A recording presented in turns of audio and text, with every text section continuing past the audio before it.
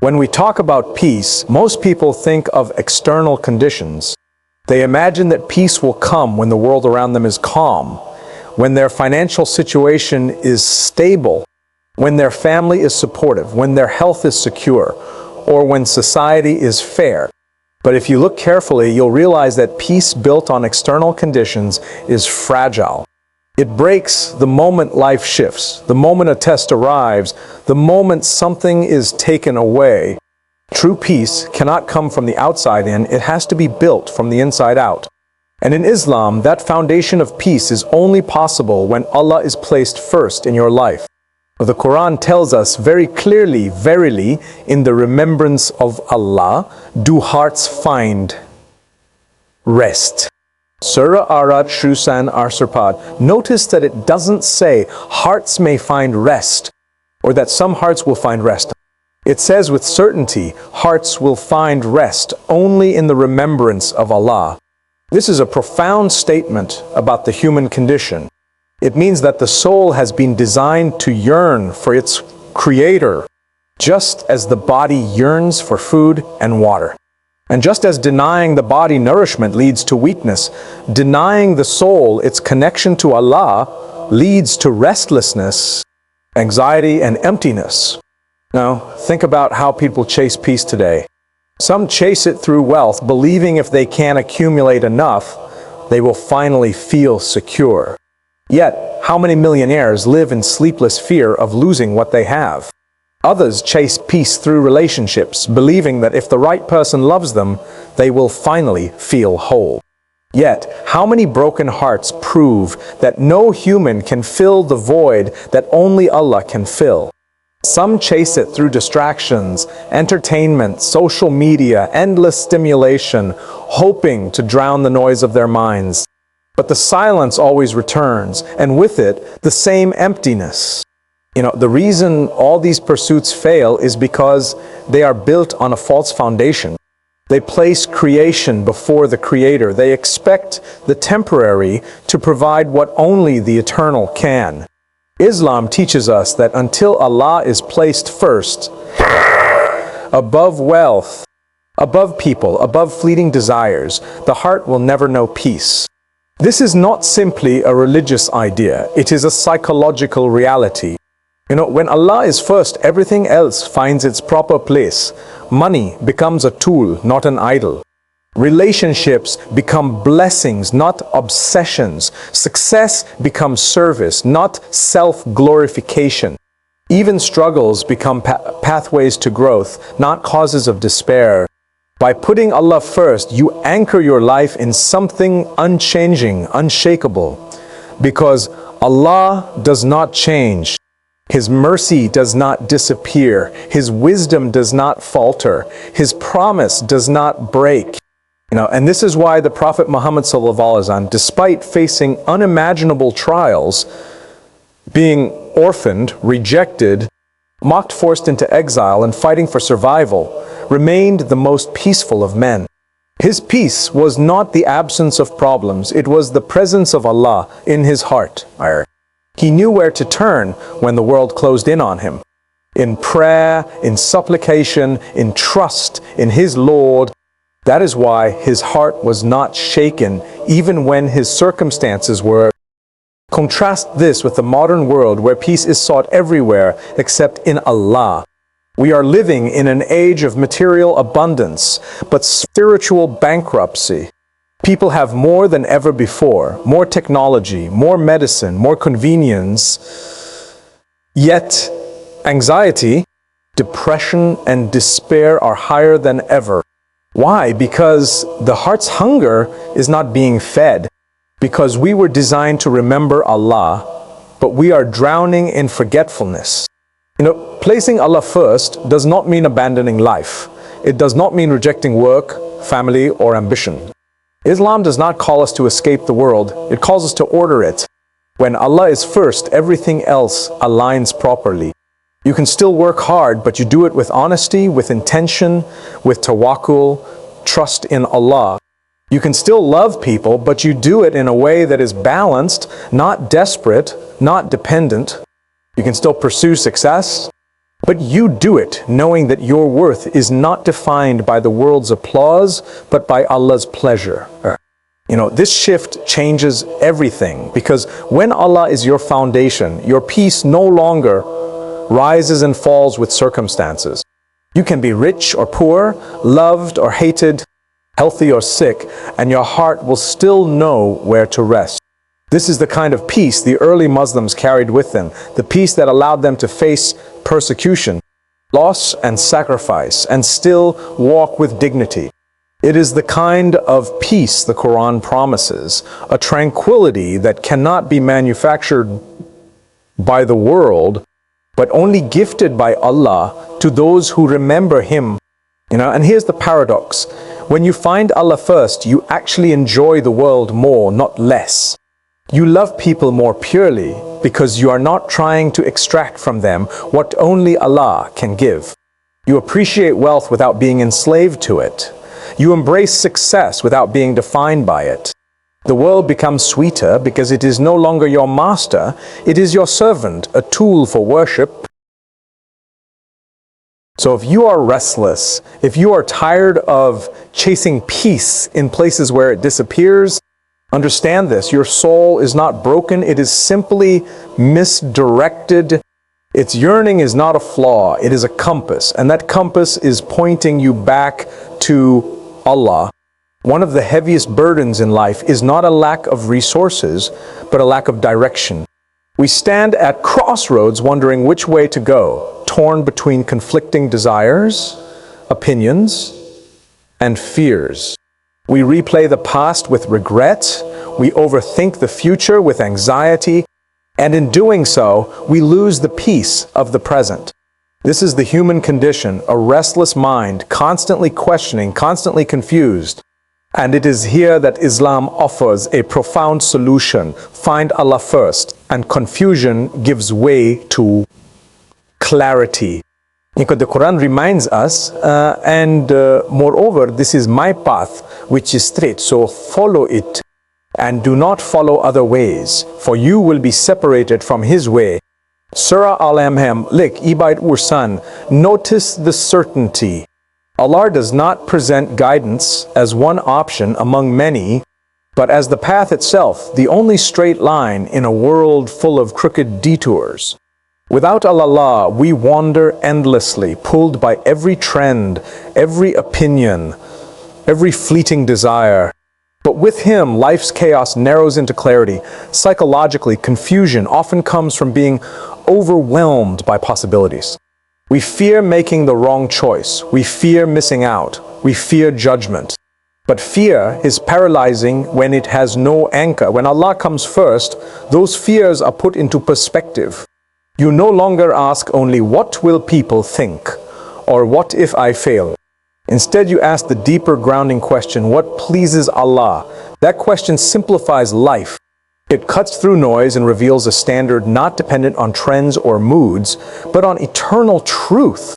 Think about it. People today are drowning in advice, self-help books, motivational talks, endless content promising to unlock happiness. Yet, despite this flood of information, confusion is greater than ever. Why? Because without Allah, advice becomes fragmented. One voice tells you to chase your dreams at all costs. Another tells you to be practical. Another tells you to ignore everything and just be yourself. The result is exhaustion. But when you root yourself in Allah's guidance, you are no longer tossed between competing narratives. You have a compass that always points north. The Prophet Muhammad ﷺ embodied this clarity. When Quraysh offered him wealth, power, and status, if he would abandon his mission, his response was not confusion. He did not hesitate, weigh pros and cons, or wonder what others might think. His anchor was Allah, and that anchor gave him clarity. Even if they place the sun in my right hand and the moon in my left, I will not abandon this message. Such certainty is only possible when Allah is first, and clarity does not mean life becomes easy. It means you know where you are going. Imagine a ship in the middle of the sea. Without a compass, the waves decide its path, pushing it in every direction. With a compass, the waves are still there, but the captain knows his course. That is what divine guidance does. The storms of life remain, but you are not lost in them. This is why overthinking often vanishes when faith deepens. Overthinking thrives on uncertainty. But once Allah is first, the framework becomes simple. Do what is halal, avoid what is haram, trust the outcome to Him. This simplicity is liberating. It frees the mind from endless speculation and grounds it in action. You no longer carry the impossible burden of controlling every outcome. You simply walk the path Allah has shown, knowing that He controls what lies ahead. And here lies a powerful paradox. The more you surrender to Allah, the freer you become. People imagine surrender as weakness, as loss of control. But in truth, surrender to Allah is the only way to escape the tyranny of endless choices and paralyzing doubts. By trusting Him, you no longer need every answer because you trust the one who has them. Islamic history is full of it. Consider Ibrahim as a Tavamul, told to leave his family in a barren desert. By human logic, it made no sense, but Allah had commanded it, and Ibrahim's clarity came from obedience. That clarity produced legacy. Today, millions honor his trust by retracing his footsteps during Hajj. Or Musa Esad Stamuselmal, trapped between Pharaoh's army and the sea. Logic said there was no escape, but Musa declared, "Indeed, my Lord is with me. He will guide me." Qur'an arsalop, liusha'ar, and the sea opened. This is what happens when Allah comes first. Confusion gives way to conviction. Modern life offers countless distractions that promise guidance but deliver confusion. Endless scrolling, popular culture, shifting ideologies. If you try to chase them all, you end up more lost than when you began. But when you begin with Allah, through Qur'an, prayer, dhikr, you realize the answers you seek are not buried in the noise. They have been waiting in revelation all along. So ask yourself, where do you turn first in times of uncertainty? To people, to opinions, to your own restless thoughts, or to Allah? Because the order matters. When you find Allah first, everything else falls into place. When you place Him last, everything else falls apart. Every human being, no matter how privileged or how poor, will face struggle. It is written into the fabric of life itself. The Quran makes this truth unambiguous. We have certainly created man into hardship. Surah Al Alaq Chaucer C. Struggle is not an accident. It is not a sign that you are cursed or forgotten. It is a built-in part of existence. And here lies the secret. When you put Allah first, your struggles stop being meaningless suffering and transform into a source of strength. Psychologists often talk about resilience, the ability to bounce back from hardship. But where does that resilience come from? If you rely only on your own willpower, you quickly discover its limits. The human mind is fragile. It collapses under too much pressure. The human body weakens. But when the believer anchors their struggle in Allah, their strength is no longer limited to themselves. They tap into a source beyond them, a strength that cannot be measured or exhausted. Think of the Prophet Muhammad in Tafif, humiliated and rejected, his body wounded by stones, his heart weighed down by the cruelty of his people. By human standards, this was a breaking point. And yet, he raised his hands to Allah, not in anger, but in humility. If you are not angry with me, then I do not care.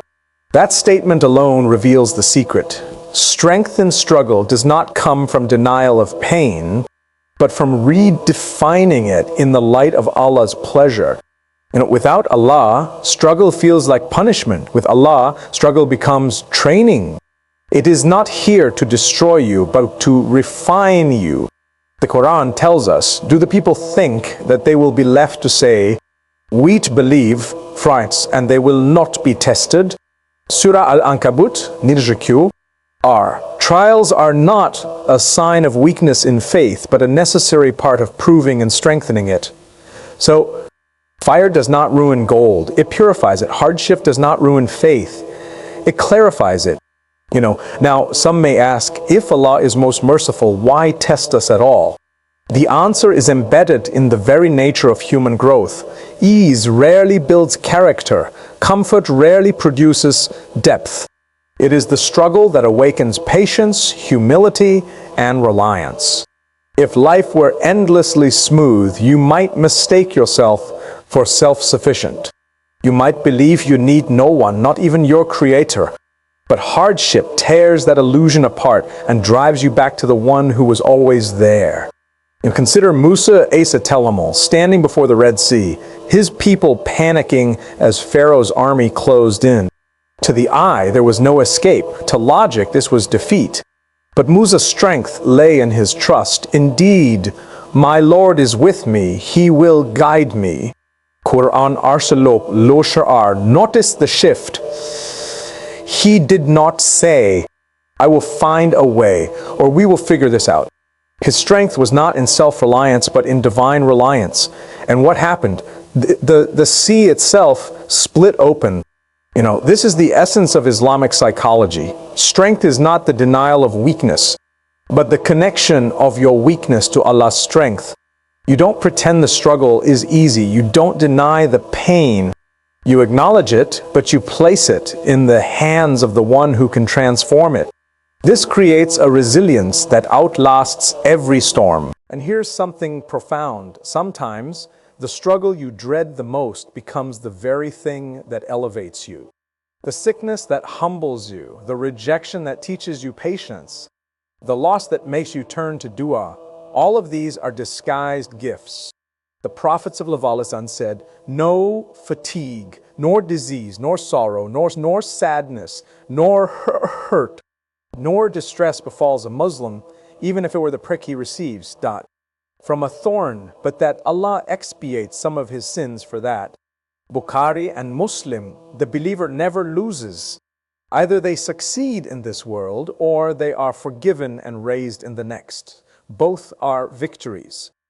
Modern society often tells us strength means independence, showing no cracks, never admitting pain. But Islam teaches a different model. True strength is not pretending you can handle everything. True strength is knowing you cannot and surrendering to Allah anyway. That surrender does not weaken you, it multiplies you, because now every hardship is not faced alone. Every tear is witnessed, every burden is shared. Let me put it this way. Life without Allah makes struggle a weight that crushes you. Life with Allah makes struggle a weight that builds you. Just like lifting heavy weights in the gym tears your muscles so they can grow back stronger, life's hardships tear at your soul so it can rebuild deeper, firmer, more unshakable. If Allah is your foundation, and so when you feel exhausted, when the struggle feels endless, remind yourself, this is not meaningless. This is Allah shaping you, strengthening you, and preparing you for what comes next. The question is not, why me? But what is Allah teaching me? That shift turns despair into dignity. It transforms pain into purpose.